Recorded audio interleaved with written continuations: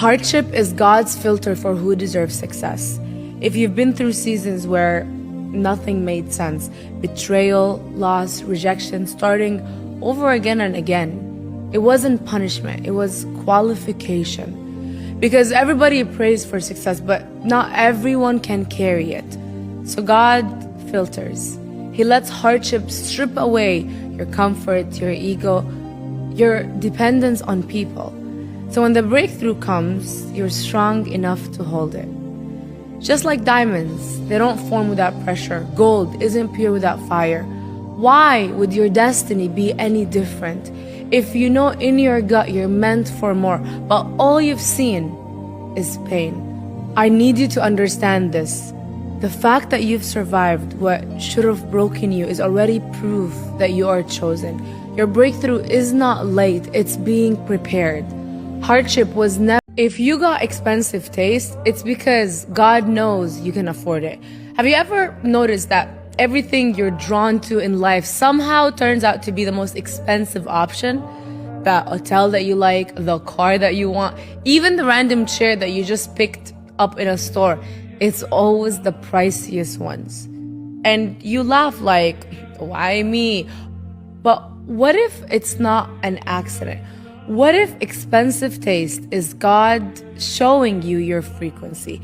It's almost a proof you're never meant for average, never meant for cheap. Your spirit recognizes quality before your bank account catches up. That is not a burden, that is a clue. Because desire is direction. If luxury calls to you, it's not to tease you, it's to train you. You don't need to change your taste to fit your income. You need... Pretty privilege is real, but it's also the biggest trap for women. Yes, being attractive opens doors. People stare, people listen, people give you opportunities quicker. But here's the ugly truth. If all you have is pretty, the world only values you until someone prettier walks in. Real power is when your beauty is irrelevant because your value runs deeper. Look at it this way.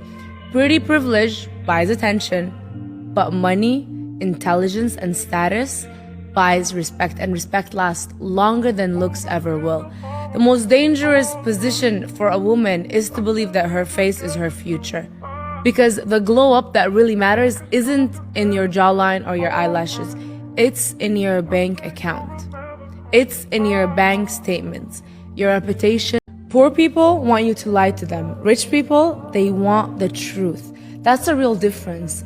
Rich people don't care if the truth stings because they know clarity is the fastest way to grow. They understand that the brain is wired to avoid pain, but they've trained themselves to lean into it because pain, it points to the problem. Poor people, they want the sugar coating. They want the compliment first, the soft landing. They need their ego to be protected.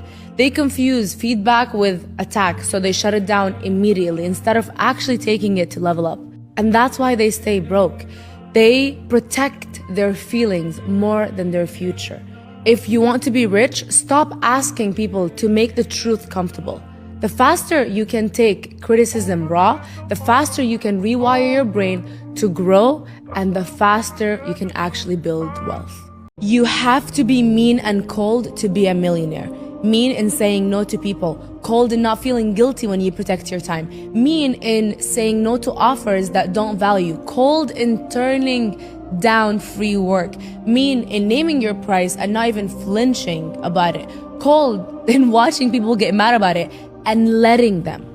If someone has a problem with your standards, they can take it to bed and cry about it because it is not your burden anymore. People think millionaires are heartless, but it's the opposite. They've just built boundaries so strong that no one can guilt trip them into being average again. And you don't get rich by being liked. You get rich by not being a servant to every request that comes your way. That exact clarity is what makes them cold to people that will never get it. Wanting everything is the fastest way to lose everything. When you want everything, you stop valuing anything. That's the trap. You want every relationship, so you never protect the right one. You want every opportunity, So you never master the one that could actually change your life. You want every lifestyle, so you're always broke, chasing pieces of all of them. The irony is this: the more you grab, the emptier your hands become. Because nothing compounds when your loyalty is divided. Focus builds wealth. Gratitude builds peace. But chasing everything leaves you restless, distracted, and unsatisfied no matter how much you collect. The reality is, you don't lose everything because you didn't get it. You lose everything because you could not choose.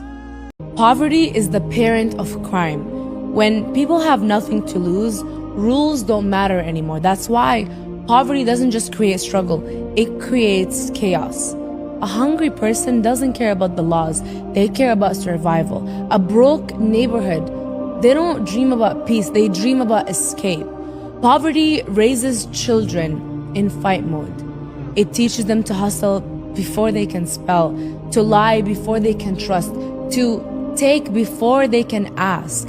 That's why cycles repeat, because poverty doesn't just empty pockets, it rewires your whole entire brain. And poverty doesn't always show up as crime, it shows up as silence. It shows up as parents too tired to be present, kids who grew up faster than they should, families who stay in survival mode for generations. That's why the real wealth isn't flexing cars and wine. I am a lottery card, a winning one. Most people spend their lives scratching tickets, hoping for a miracle, waiting for their big break. Not me. I became the big break. I am the winning ticket. What I learned is you don't find luck, you create it. You build it in silence, in discipline, in choices no one claps for. So when people meet me, it's not chance, it's jackpot. I am the opportunity, I am the leverage, I am the one that changes someone's life if they're smart enough to recognize it. And that's the biggest shift.